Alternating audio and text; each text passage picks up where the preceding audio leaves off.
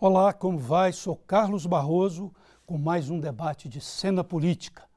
Há exatamente 50 anos, nasceu em Minas um movimento que levou à ditadura militar e dominou o país durante 21 anos, um longo período de treva democrática.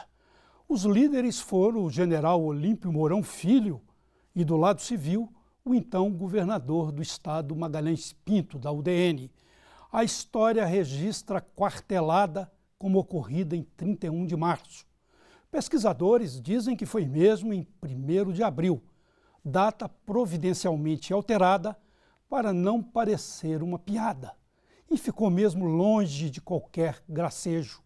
Foram cerca de 500 mortos por lado dos opositores, 496 desaparecidos, cerca de 5.000 torturados. Do lado do governo, a conta ficou desigual. Foram cerca de 20 mortos. O filme Corte Seco, de Renato Tapajós, lançado na semana passada, registra com realismo o tempo de mortes e torturas. Veja um trecho. Quem é o encarregado do contato de vocês com a direção da Ala Vermelha? Quer passar 2 meses em cana? Chuta direito, puta que eu pariu! A minha filhinha! Nós podemos... Não chega perto! Eu não tenho nada! Eu acho que o japonês não conseguiu ver nenhum sentido nisso tudo. Tem algum sentido? Claro que tem. Tem que ter. Não. Você acha que a tortura tem algum sentido? Hoje, a presidente Dilma, que foi presa e torturada pela ditadura, veja a foto da então prisioneira política, disse que, abre aspas, por 21 anos, mais de 2 décadas, nossas instituições, nossa liberdade, nossos sonhos foram calados. Fecha aspas. Para debater a ditadura militar e os ecos que ainda persistem na sociedade brasileira, Cena Política convidou Rudá Rissi, sociólogo e cientista político, doutorando em Ciências Sociais pela Unicamp, foi consultor da ONU, professor da PUC-MG, diretor do Instituto Cultiva, integrante do Fórum Brasil do Orçamento. É também do Observatório Internacional da Democracia. Rudá lançou recentemente um livro, Nas Ruas, sobre as manifestações. Lançou, não? Você vai lançar na próxima terça-feira. Onde que vai ser, Rudá? Na próxima terça-feira, às 19h, no bar Pimenta com Cachaça, nós escolhemos a dedo o mediador do debate, que por acaso está aqui do meu lado.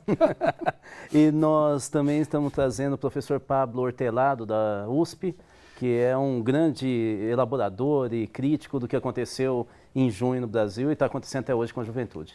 Muito bem, então todo mundo está convidado. Posso fazer uma pequena correção? Sim. Eu sei que eu pareço muito novo, mas eu não sou doutorando, já sou doutor já há algum tempo. Tá certo. Está ali como doutorando, não é doutorado. Eu tenho doutorado nessa área. Muito bem. O que não muda é muita coisa. Continuando, também convidamos o advogado e professor Virgílio de Matos, mestre em Direito pela UFMG, doutor em Direito pela Università de Lecce, na Itália. Pertence à Comissão de Controle Social na Execução Penal do Ministério da Justiça. Autor de vários livros, muitos de poesia, e lança agora um novo trabalho sobre 64, Memória, Justiça, Verdade, a parte visível. Onde que vai ser esse lançamento? Vai ser no CAAP, na Avenida João Pinheiro 100, amanhã, dia 1º de abril, data do golpe, a partir das 17h30, de 17h30 até as 19 horas. Aguardamos você lá. Tá certo. E também Mauro Teixeira, mestre e doutorando em História, no caso ele é doutorando, não é doutorado. Sim. Não. Mestre e doutorando em História pela Universidade Federal de Ouro Preto. Ex-professor da Rede Municipal de Contagem e da Universo BH. Mauro Teixeira pesquisou a ditadura militar desde a graduação e a violência política das décadas de 60 e 70, com destaque para os impactos na transição democrática e na nova república. Mauro, deixei você por último para falar que eu vou começar com você. a gente tem esse buraco que foi feito nas liberdades democráticas, pela ditadura militar, pelo golpe de 64. Eu queria que você colocasse isso nos dias de hoje, a sua análise, como isso tem um eco nos dias de hoje, não só o buraco das liberdades democráticas, mas também nos pontos, nos aspectos sociais e econômicos, como a ditadura ecoa hoje. Boa noite, Barroso. Boa noite a todos os presentes. Eu tenho para mim, Barroso, que o golpe militar de 64, ele interrompeu, em certa medida, um processo de acúmulo social e político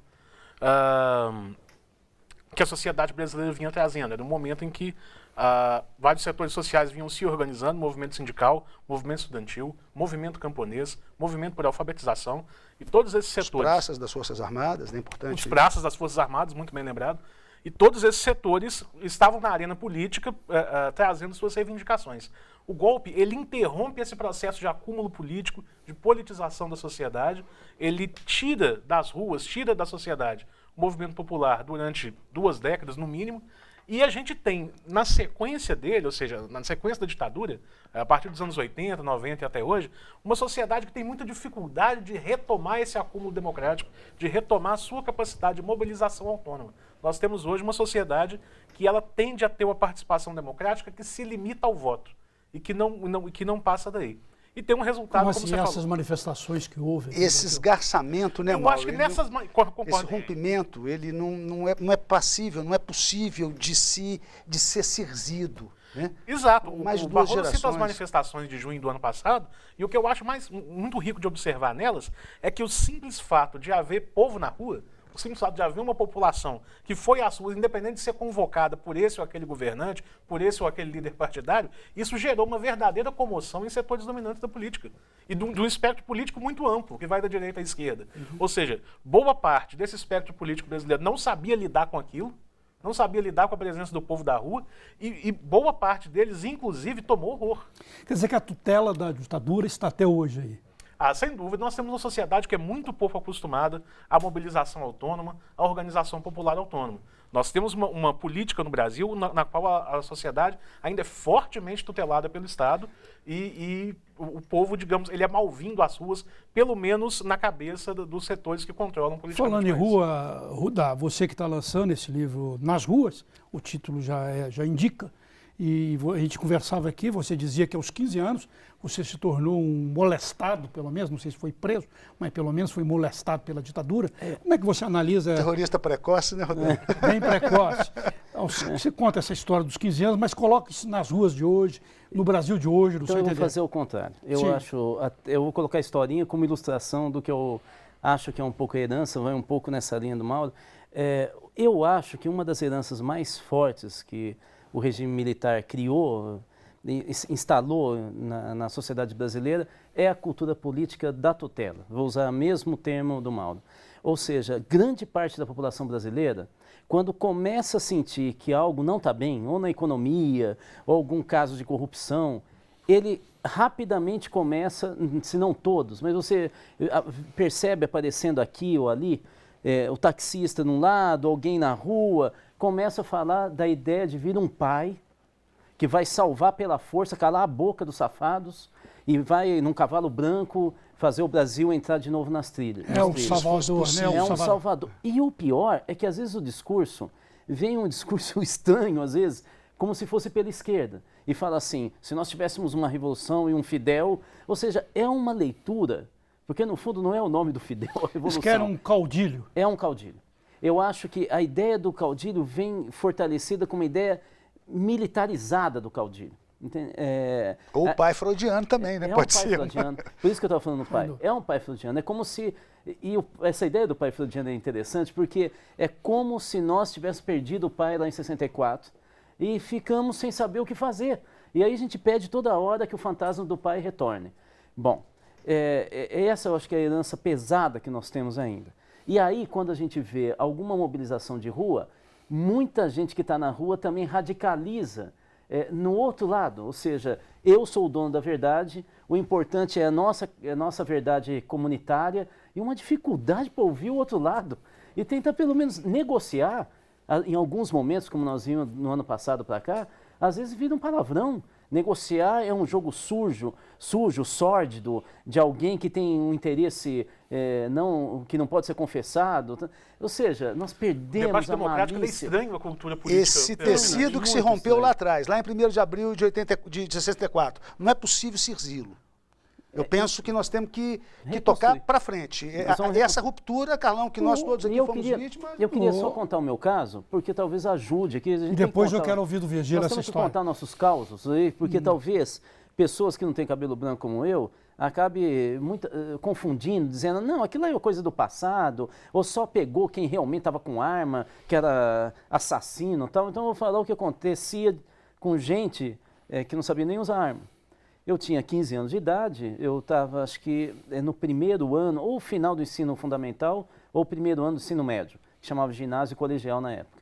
E eu estudava numa escola estadual do interior de São Paulo, um lugar muito quente, Tupã, onde eu nasci. E a gente, naquela época, era obrigatório pelo MEC que o ensino regular tivesse alguns cursos semiprofissionalizantes. A ideia de desovar o operário nas fábricas e na indústria crescente, né? Que veio lá do milagre brasileiro, já não era mais milagre, né? Mas era essa a ideia. Então a gente tinha que usar um guarda-pó. Em cima da calça de cinza, sapato escuro, meia, uma camisa, tinha que ainda colocar um tergal, guarda-pó. a calça, né? De tergal, era horrível. E aí, jovem, adolescente, no intervalo de aula, a hora que você ia chegar e conversar com as meninas, com seus amigos, você estava todo suado, descomposto. O que eu peguei e resolvi fazer com os amigos? Vamos fazer um abaixo-assinado e pedir para tirar o guarda-pó. Sabe o que a diretora, quando soube que tinha uns meninos no intervalo fazendo abaixo-assinado, fez? Denunciou todos nós, éramos 10 ao todo, para o DOPS. E os nossos pais foram todos prestar depoimento. Isso é uma ditadura. Sim, sim. Você não é visto como Não é cidadão. brincadeira, nem dita branda, nem dita curta. E é uma aí ditadura você começa a se empresarial perguntar, militar. pera um pouquinho, eu sou comunista por quê? Por causa do guarda-pó? Bom, a partir daí começamos a estudar Marx. Tá certo. Olha, cena política vai voltar já já, mas antes eu queria colocar, você falou sobre essa questão do menino de 15 anos, do estudante, que na Argentina, que teve uma ditadura mais virulenta do que aqui no Brasil, chegaram a matar 30 mil pessoas, inclusive estudantes de 15 anos que falavam sobre Marx na sala de aula, freiras, né? Freiras que deram acolhida a opositores. Aqui do Brasil, se nessa comparação, não estou querendo ser advogado do diabo, nessa comparação ela foi até mais branda. Voltamos já já.